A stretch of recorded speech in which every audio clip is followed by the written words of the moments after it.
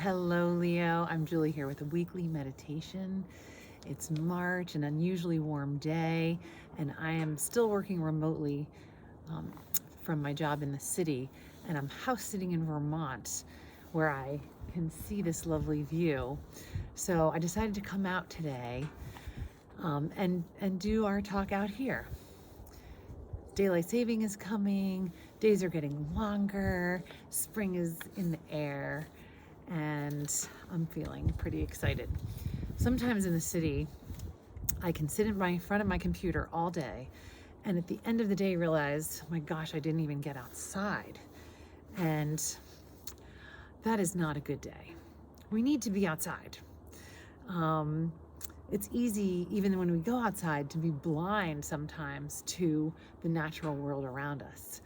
It's easy to get disconnected from the rhythm of nature, from the seasons, from the plants and animals that are around us, even if we do live in the city. And all this can be due to modern lifestyle, to feeling overwhelmed, to demands of work and family, that long to-do list, the pull of our devices, all sorts of things. Nature is a wonderful entertainer if we just let her. As humans, we evolved to be outside. We're meant to breathe fresh air, to be able to see the sky and the horizon. We can't do that from our four walls inside. I heard a new term recently. It's called forest bathing. No, it is not showering in the woods or going out into the wilderness. This was a term coined in Japan as a way to get the city dwellers into the forest to help them deal with the demands of living in the city and their demanding careers. The official definition of forest bathing is taking in, with all of our senses, the forest atmosphere. It's about getting out under the trees so you can enjoy all of the health benefits of immersing your senses into the forest's embrace.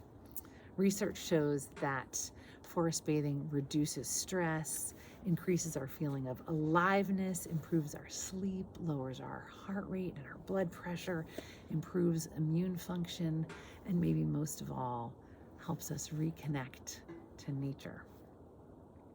So it's an invitation to get out to the forest or the park and enjoy a relationship, with the trees, noticing the leaves, the branches, the bark, the canopy, the colors. It really can be magical if you let it.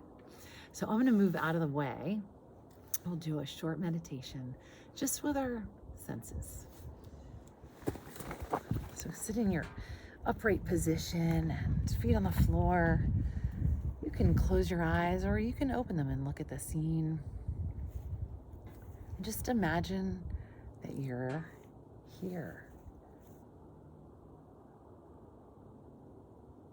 Imagine looking out at the horizon, taking in the colors of the sunset,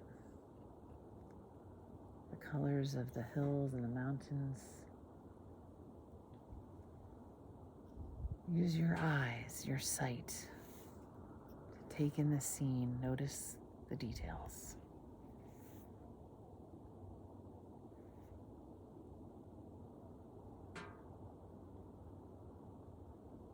You can close your eyes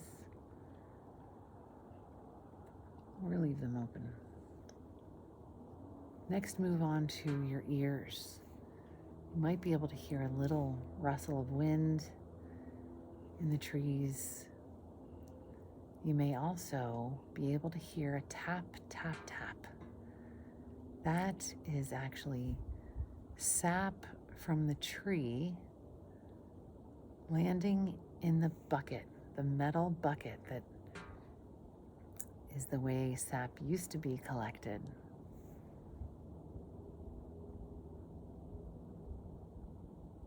Just see what you can hear.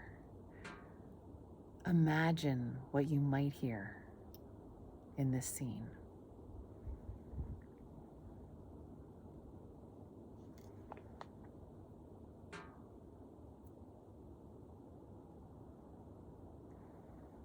Next, let's move on to the sense of touch. Imagine putting your hand in the snow, what that would feel like. Imagine touching the rough bark on the tree. Or imagine the crinkle of dried leaves or needles on the fir trees.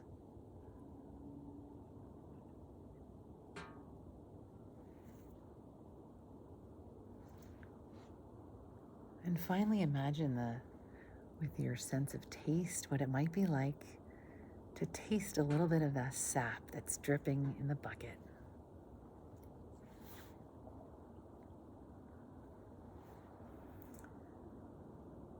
In the words of Robert Louis Stevenson, who wrote Treasure Island and Dr. Jekyll and Mr. Hyde, who lived in the 1800s, died in 1894, he said about forests, "It's not so much for its beauty that the forest makes a claim upon people's hearts, as for that subtle something, that quality of air, that emanation from old trees that so wonderfully changes and renews a weary spirit." So you can open your eyes and come back to the room. It's getting a little bit darker here. This week, I encourage you to go do a little forest bathing. Don't miss out on the vibrancy, vitality, and gifts that nature and a forest can bestow upon us. So with that, I will say goodbye and I'll see you next week.